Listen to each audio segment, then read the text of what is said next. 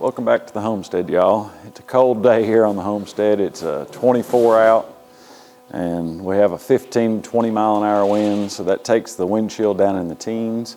I'm in here in the barn working today. You can see the stall behind me is where we have our turkeys. I built that out earlier in the summer.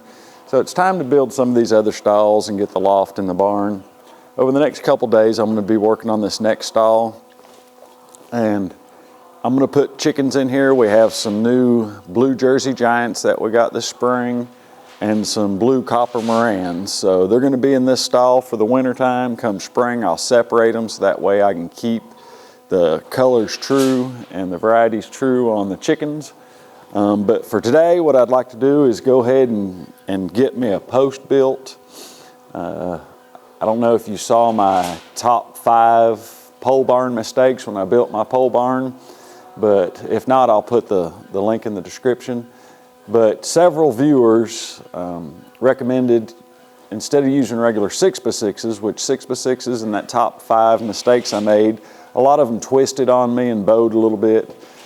So on the stalls inside here, I'm going to laminate some 2x6s. I had these 2x6s here on the homestead. I bought these back in the beginning of spring from a gentleman that lost his job and was having to move. But he had enough lumber to build a 32 by 32 building, and I was able to buy all the lumber, all of it pressure treated, for $500. So I've had all this lumber sitting around. I knew I would use it sometime or another, so I'm going to use it now. So what I have is 3 2x6s. I'm going to put liquid nail in between them and screw and nail them all 3 together and let them set. And then I'm going to go ahead and dig my hole for my post. Like I said, I'm not going to use regular 6x6. I'm using these laminated ones. I'm going to go ahead and dig my hole and hopefully get this concreted in today. I know these 2x6s, they're not rated for ground contact. It's got a label right on the end of it and says that they're not rated for it. But this is inside the barn. This is almost to the center of my barn. So it's not going to be getting that much moisture. There'll be a little bit of ground moisture in here, but this is a 40 by 60 barn with 2 14-foot lean-tos on it. So there's not going to be a whole lot of ground moisture, so I think these are going to be fine. Once I get them laminated, I'll go ahead and put a coat of Cabot's water sealer on them also. On the bottoms, I'll coat real good, and then on the sides. And I'll probably just do up about 3 or 4 feet on those to where it gets everything that's in the ground. So hopefully I can get this laminated today, get the hole dug, and get it put in the ground so that way it'll set, and tomorrow when I get up I can come out here and hopefully build this stall out. Luckily I only have to build 2 sides. I'll build the front side, and then this other side I'm just going to use the oak 1-bys like I did on the turkey pen. I have an idea for some of the other stalls, but I'll make a separate video on that, how I'm going to do them. But I'll be able to do them a lot cheaper than how I'm doing these. So watch for those videos coming in the future. So I'll go ahead and get started on this. I'll probably just do a time lapse on this. But basically, like I said, I've cleaned these boards off. I've scraped them and swept them off with a broom. So I'll go ahead and liquid nail them, screw them together, then nail them together, and let them sit for an hour or 2 while I'm digging the hole right here.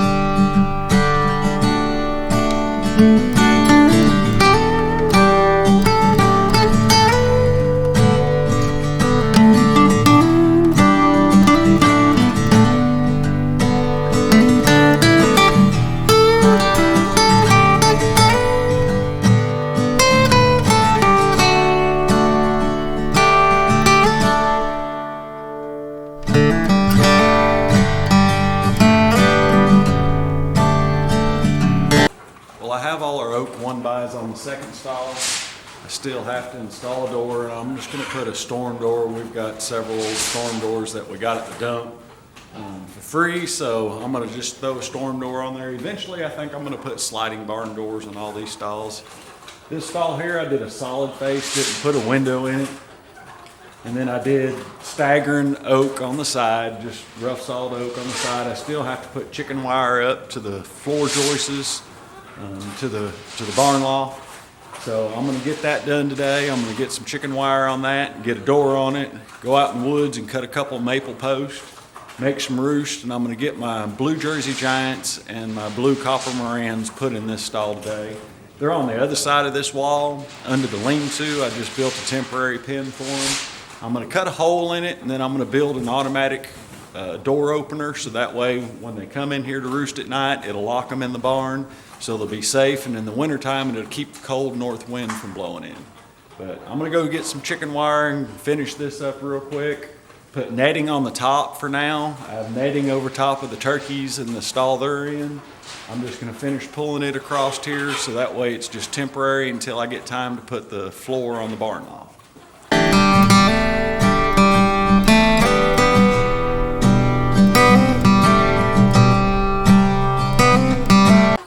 Alright, I just cut the door out for the blue copper Morans and the blue Jersey Giants to where they can come into their new stall.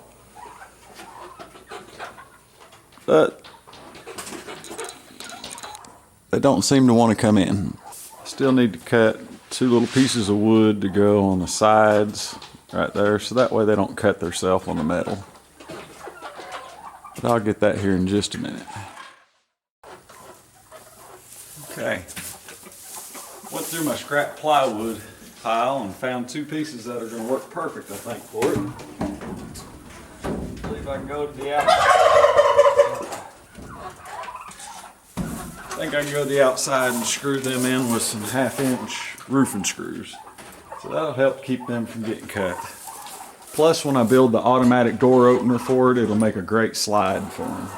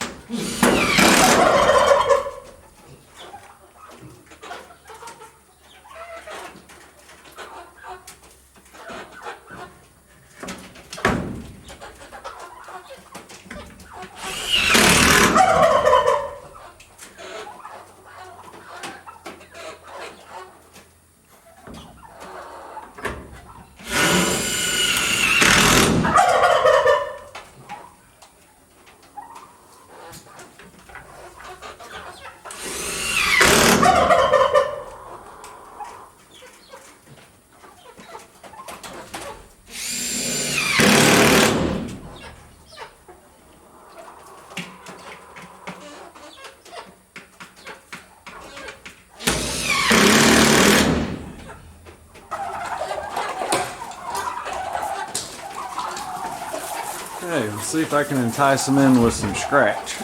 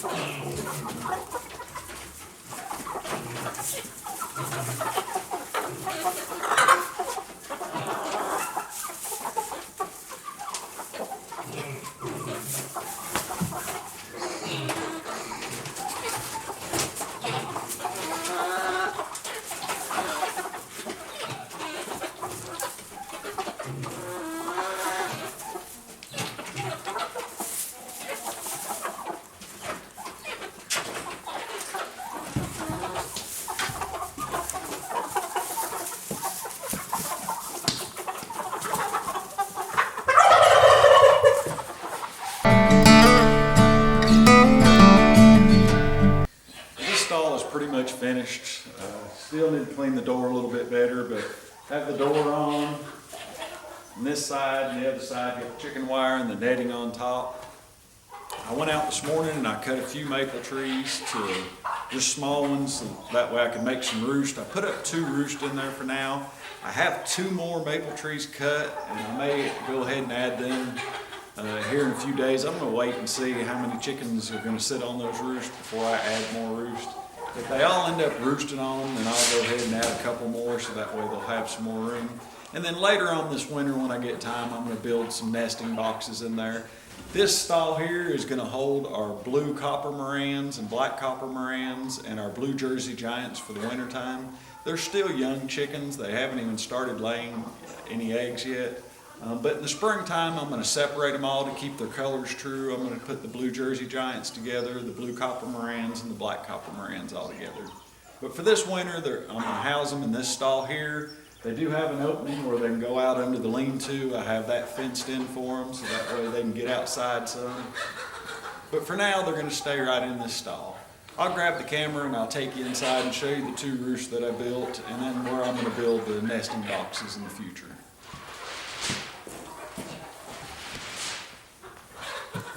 But we'll go in here. You can see the door still needs cleaned. But we do have a couple.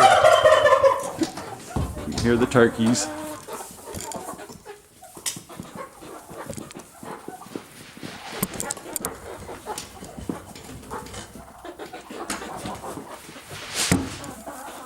And there's the hole that they can go in and out of. I cut that yesterday.